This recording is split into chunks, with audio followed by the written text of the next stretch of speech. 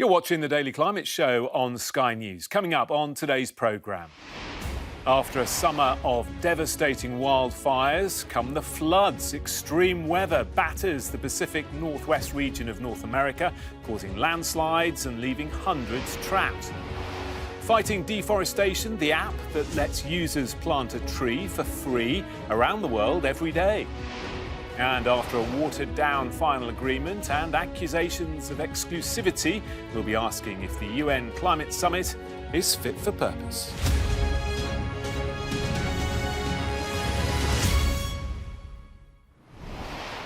A very good evening, I'm Jonathan Samuels. Extreme weather has been causing devastating flooding in the Pacific Northwest region of America. Rescue workers are attempting to free hundreds of people who were trapped overnight following landslides in Canada, while across the border in the US, schools and roads were closed and power lost to thousands of homes.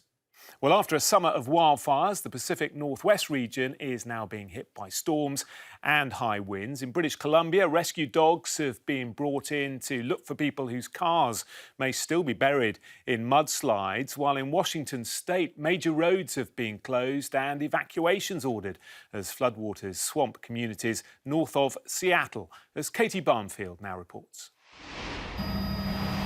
This pool of mud and debris is supposed to be a road. Torrential rain in British Columbia causing such a severe landslide, it collapsed this major highway. Across this part of Canada and northern USA, the downpours that began on Sunday have damaged roads, destroyed power lines and forced the evacuation of an entire town. Some areas were flooded with a month's worth of rain in one day. Near the city of Abbotsford, helicopters had to be sent in to rescue nearly 300 people who were trapped in their cars overnight on a highway by falling debris, among them 50 children. In the town nearby, more than 5,000 people were left without power. This weather system has been very challenging for our teams. It's had a significant impact on some of our infrastructure, particularly in the Hope area. Teams are working on it. They've been there through the night, throughout the day, but the weather conditions combined with the lack of road access in the area, that's making it really challenging. This rain has battered along the Pacific Northwest, including Washington state in the US, where rescuers had to winch people up from roofs away from the rushing floodwater. One of them, a woman, clutching a baby in her arms. Child with them holding, it's a very small child. These are communities that are becoming all too familiar with extreme weather. In the summer, people in British Columbia were forced from their houses because of wildfires and blistering heat. Now they've had to leave to escape rising floodwater, as firefighters built makeshift dams out of sandbags, trying to protect the homes they left behind. Local scientists are warning that these levels of flooding are unprecedented here. They fear now that as a changing climate brings more of this extreme weather, the infrastructure and the people here will struggle to cope. Katie Barnfield, Sky News. Well, one of those local scientists is Joe Boomgaard-Zagrodnik, an agricultural meteorologist based at Washington State University. He joins us now. Joe, good to see you. Thanks for being with us on the programme. Just give us a sense of how unusual these weather events are and what effect they're having. Yes, Jonathan. So this is a region that's used to getting rainfall this time of year, but the amount and the rate in which the rain fell was unprecedented. And this was from an atmospheric river storm, which was part of a series of heavy rainfall events going back to October. But this last storm, the rivers were already high, and this storm just sent them over the top to levels that we haven't seen before in this region. Joe, we always have to be careful, don't we, of linking extreme weather directly to climate change. But what's your assessment? Well, in this case, this scenario that we've seen in 2021 is exactly what climate models have been predicting for the future. Hot, dry summers and wetter winters. So it's very concerning to see these type of events happen when it's what's been predicted by the climate models. And it's not surprising because as the planet gets warmer, the snow levels in the mountains raise to higher levels. So when the storms hit, less of that precipitation is captured as snow in the mountains and more of it falls as rain. So it rushes out into the rivers and leads to them being higher in the winter than they would be otherwise. And of course, when you have events like this, the landscape, but also the infrastructure, inevitably will struggle to cope. Absolutely, absolutely. And this is a region full of trees and rivers and bridges. And when none of the infrastructure is designed to handle floods of this level, and there's only a few roads going through the mountains. So as we've seen in southern British Columbia, whole cities are cut off when there one or two roads are washed out. And these are not just small washouts either. These are full highways being destroyed, bridges completely destroyed. So it's going to take an incredibly long period of time in some cases to repair this infrastructure. And then who knows what will happen in the future as more storms come. It may just occur again that they're washed out multiple times. Yeah, it's a really, really difficult situation. Joe, we must leave it there. Many thanks indeed for your time. Thank you, Well, let's take a look Jonathan. now at some of the day's other climate news. And Nicola Sturgeon has today said that the proposed Cambo North Sea oil development should not get the green light. Now, that is a change of position from Scotland's First Minister, who had previously called for the project to be reassessed. Well, today she told MSPs that the presumption would be that Cambo could not and should not pass any rigorous climate assessment. The decision on drilling lies with UK authorities. It's time for the government not just to talk tough, but to act tough when it comes to climate change. So says the Shadow Business and Energy Secretary speaking in the Commons. Well, Ed Miliband called for the UK-Australia trade deal to be rewritten with new climate commitments, saying too often this government faces both ways on climate policy. Familiar garden birds have gone into precipitous decline in recent years. That's according to new research. The RSPB says 600 million breeding birds have been lost in the EU and UK since 1980. The house sparrow has declined 50%, with a total of 247 million birds gone from our towns and gardens. And thermal imagery from a drone will be used for the first time on the Farne Islands off the coast of Northumberland to help verify seal pup numbers at one of the largest grey seal pup colonies in England. The Atlantic grey seal is one of the rarest seal species and is a protected sea mammal. Numbers are estimated to be around 300,000, with half living in British and Irish waters. Now, we're losing around 5 million hectares of forest every year, but one app is trying to change that. Tree App lets users plant a tree for free around the world every day, and it's all powered by adverts from sustainable brands.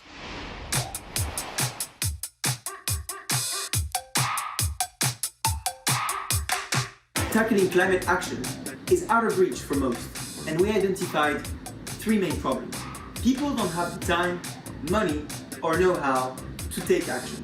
So we came up with Tree App, a free, mobile, and easy way to have an impact every day directly from your phone. These users choose a location across the world where they want to plant their tree in, watch a 1-minute ad from our sustainable brand partners, will then fund the planting of that tree. And that's it!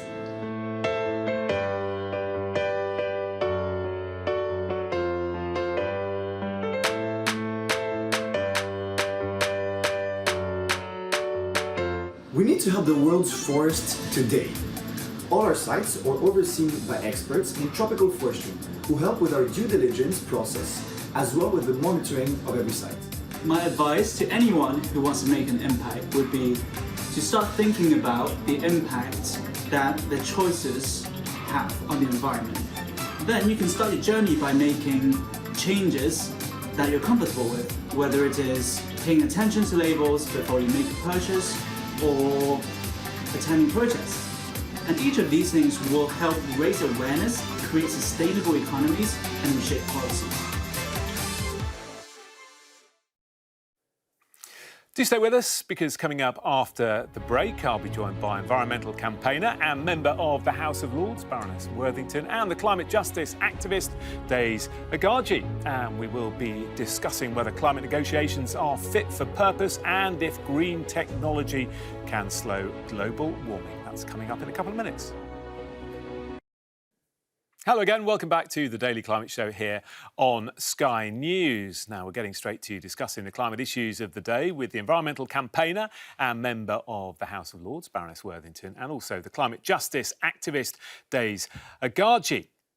Now, the reaction to COP26 and the Glasgow Climate Pact has, of course, been mixed. And while a deal was done, the voices who say it wasn't good enough are many and varied. But with a process which needs consensus between nearly 200 countries, is there any better way? We'll be discussing that in a moment. First of all, though, I want to bring in that breaking news that we've had in the last hour or so, that Nicola Sturgeon, First Minister of Scotland, says that the Cambo oil field should not get the green light. We know that this is a change of heart. Daze, perhaps I can get your assessment on this first. Do you think that COP26 potentially could have helped change Nicola Sturgeon's mind or push her into this direction? Yeah, definitely. I feel like seeing Nicola Sturgeon's coverage, she wasn't just spending time in the blue zone, but she was spending time with Indigenous leaders, with activists. She was spending time with the average person who's tired of, the fact that we've declared a climate emergency for many years, but we're still looking to drill for oil, which is highly contradictory. So I'm really happy and quite proud of the fact that we have our politicians really saying, OK, now we need to take this seriously, and we're not going to be commissioning projects that end up causing environmental disaster. Yeah, Baroness Worthington, we had that final deal, of course, at the weekend, but there are wider ramifications from COP26 potentially. Yes, the COP process has a lot of catalytic effects. It passes legislation which sends a very strong signal that the world is now serious about tackling this together, all countries agreeing.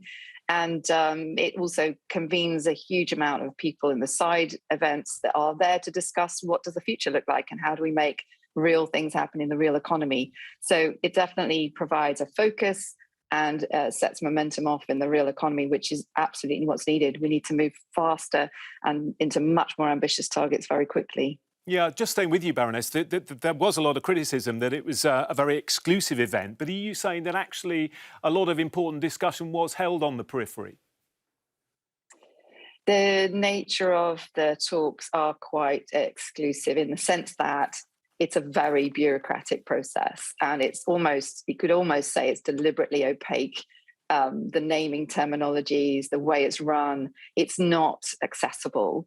I worry that even member states actually struggle to cover the complexity and all of the side talks that go on that constitute, 57 formal documents were negotiated and published. Smaller island states are going to struggle to keep across all of that. And so therefore it kind of lends itself to an inside track game. And of course, those people who stand to lose from those negotiations make sure that they're in the room through whatever means they can. And there's been lots of reports about how many fossil fuel lobbyists were actually in that venue, part of the inside track, which does feel quite exclusionary at times. Yeah, but Daze, you're nodding along, but there was a huge amount of media there, more than any other COP, civil society groups, Indigenous communities, young people, etc., etc. Surely they all have an influence on what's going on and help to make it more transparent, surely? I feel like they do have an influence, and even just the demands of them being there and saying, we're here, we're taking up space, and we're holding you to account. However, there is this limitation of when you're not actually allowed into the room, how do you make sure that you're picking up on the smaller details? Like we had the watering down of the final agreement, and one word was a real changer from phase out to phase down. And these are things that the average person and the general public, if they were there, allowed to observe the process, allowed to fully get involved, we will see, there will be a level of accountability that I think governments have not had within COP processes. OK, so staying with you, Daze, you've put the issues and the problems there, but what is a better solution? It's not perfect, but is there anything better? Yeah, it's not perfect, but I think there is a lot that we can work on this process, or even rebuilding this process in its entirety, because it doesn't work for everyone. It doesn't even work for the president, Alok Sharma, who very cheeringly said that he's disappointed and he apologized for the outcome of this talk, which says a lot. It's really refreshing, he did also this say, to be fair to him, he did also say it was an historic achievement. Yeah, but then also... would you like to go first? Baroness Worthington, he did say that, didn't he? He apologised for the weakening of the statement at the end, but afterwards he did say it was historic. Well, this is almost a sign of how low our expectations have been driven, I'm afraid. 26 years of this have basically meant that we're grateful for whatever we get. The success was it not blowing up and it not being a complete catastrophe. So that if that's your bar, then yes, it was a success. But you could see in his eyes that he didn't feel that he'd done his children's, he'd done the right thing by his children and by all those people who were relying on him to get a better deal. And it's partly just the function of how it's organized and how opaque it is and how complex it is. If it were a private sector enterprise, it would have been reviewed, streamlined, and made much more transparent. And it just hasn't been. And I think it's no one's going to prioritize doing that, but it does need to be done for the sake of everybody who's putting their hopes on it. Yeah, maybe there'll be improvements in 12 months' time in Egypt. I just want to talk about green technology very quickly. We haven't got long. Daze, where do you stand on this? Is it the future to solving the climate crisis? The short answer is no. I'm not anti-technology. I think there is a space for technology in the solutions that we make to solve the climate crisis. However, there needs to be an awareness of we have to solve this by the roots, and the roots is based in exploitation and based in exploitation of people, but then also planet as well. This is an issue that stems from behaviour, and the only way that we can really solve it is by looking at this. But then there's also the other hand of the best carbon sequester in the world is our Earth. Our Earth has been doing it before humans even existed. This is something that I think we have to have some humbleness and humility around, as we have the technology. The technology is the Earth. How can we help the Earth heal for the Earth to be able to manage its own ecosystem? And we can use green technology in the way to get there. However, we can't depend on it because a lot of these technologies bring up a lot of social justice issues, but then also they're extremely unproven on the mass scale that are needed to uphold the current structures of society. And not enough conversations being had about that. OK, and Baroness Worthington, just briefly, if you would, do you agree with Daze's assessment? Oh, I wish I could. Unfortunately, nature is not on our side, right? You just saw what's happening in North America at the moment. We've basically dabbled with the global physics, and it's going to come back and bite us, I'm afraid. So Earth will look after Earth. It won't necessarily look after humans, and we will need all of our ingenuity to basically help ourselves get back to a stable climate. So I wouldn't rule anything out, and I think we have got to start building clean technology at scale, whilst at the same time helping nature get back to something more normal. But we're going into a really big period of consequences, and it's going to be hard. All right, we're out of time. Baroness Worthington, Daze, Aghaji, thank you both very much indeed. Great to get your thoughts. And that's it for tonight. We'll be back 6:30.